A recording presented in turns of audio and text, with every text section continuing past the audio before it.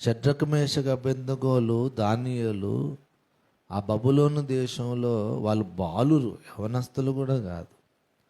ఈ ఈడు బాలుర సంగతి ఏమనగా అని ఉంటుంది. వాళ్ళు చెరలోనికి వచ్చినప్పుడే బాల్య వయసులో ఉన్నారు. వాళ్ళతో పాటు చాలామందిని తీసుకొచ్చారు. రాజు భుజించే భోజనం, అతడు పానం చేసే ద్రాక్షరసం అందరు ముందు పెట్టారు.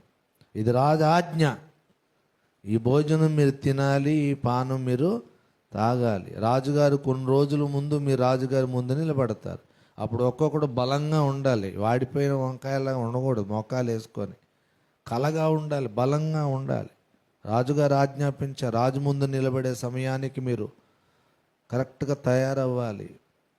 అంటే ఈ నలుగురు యవనస్తులు ఏమన్నారంటే, రాజు భుజించే భోజనము తిని ద్రాక్షారసం తాగితే మనం అపవిత్రులం అయిపోతాం, మన ధర్మశాస్త్రం ఈ భోజనానికి ఒప్పుకోదు. చతుస్పాద జంతువులన్నీ అడవి బల్ల మీద ఉంటాయి, మనం తినకూడదు. దేవుడు ఎలో చేసిన భోజనమే మనం తినాలి అని ధర్మశాస్త్రం కింద వాళ్ళు ఒక తీర్మానం చేశాడు దానియేలు. ఒక్కసారి చూడండి, నేను ముగించేస్తాను. దానియేలు ప్రవచన గ్రంథము 1వ అధ్యాయంలోనే ఉంటుంది ఆ మాట. రాజు భుజించు భోజనమును అతడు పానము చేయు ద్రాక్షారసం. 8వ వచనం, రాజు భుజించు భోజనమును తను అపవిత్రపరచుకొనకూడదని. అబ్బా, దానియేలుకు ఒక ఉద్దేశం కలిగింది, నన్ను నేనేం చేసుకోకూడదు, అపవిత్రపరచుకో. రాజు భుజించే భోజనం ఎవడైనా తిని తను తాను పాడు చేసుకుంటాడేమో, అది నాకు సబ్జెక్ట్ కాదు. అది నేను మాత్రం నన్ను నేనేం చేసుకోకూడదు. I don't want to spoil myself. యవనస్తులారు ఒక మాట అడుగుతున్నాను, ఎంతోమందితో మీరు మాట్లాడుతున్నారు, స్నేహితులు ఉన్నారు, లోక సంబంధమైన ఎన్నెన్నో వ్యవహారాలు మీ కళ్ళ ముందుకు వస్తున్నాయి. దానియేలుకున్న ఉద్దేశం ఎంతమందికి మీ మనస్సులో ఉంది? నన్ను నేను అపవిత్రపరచుకోకూడదు.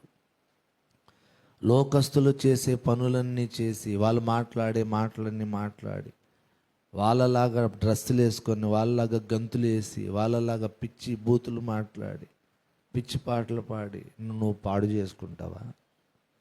నువ్వెవరివి? జీవము గల పరిశుద్ధుడైన దేవుని కుమారుడివి, దేవుని కుమార్తెవి. లోకము నుండి దేవుడు నిన్ను వేరు చేసి రక్షించుకున్నాడు. మూర్ఖులకు ఈ తరానికి నువ్వు వేరుగా. మూర్ఖతరంతో నువ్వు చేతులేసేస్తే ఎలాగా? వాడి హాలో హా, వాడి మాలో మా కలిపేసి, వాడి మాటల్లో నీ మాట కలిపి అవునరా అని అదే వంతాస్ పలికి ఎలాగా? అదేంటి? నువ్వు ఎలాగ దేవుని సేవించిన వాడు అవుతావు? దహించు అగ్ని అయిన దేవుని ముందు నువ్వు ఎలాగ నిలబడతావు? దానియేలు నాకు బహుప్రియుడు అని దేవుడు ఎందుకన్నాడు తెలుసా? ఫస్ట్ దానియేలు పరిశుద్ధతను ప్రేమించాడు. హి లవ్ హోలీనెస్. నేను సేవిస్తున్న దేవుడు పరిశుద్ధుడు కనుక నన్ను నేను పాడు చేసుకోకూడదు. మన చుట్టూ ఉన్న మనుషులు చేసేవి అన్నీ చేయడానికి మనకు ఎలవ్ లేదు. నేను ఎందుకు చేయకూడదు అని అంటే, నువ్వు వేరురా బాబు, మనం వేరు. మనకొక బలిపీఠం ఉన్నది, మనకొక ప్రధాన యాజకుడు ఉన్నాడు, మనము వేరు.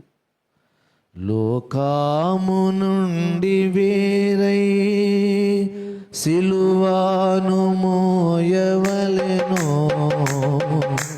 లోకము నుండి వేరై సిలువను మోయవలెను, అప్పుడే ప్రభు దీవించు, అప్పుడే ప్రభు దీవించు, స్వాస్యమును గాతుమెంతో అద్భుత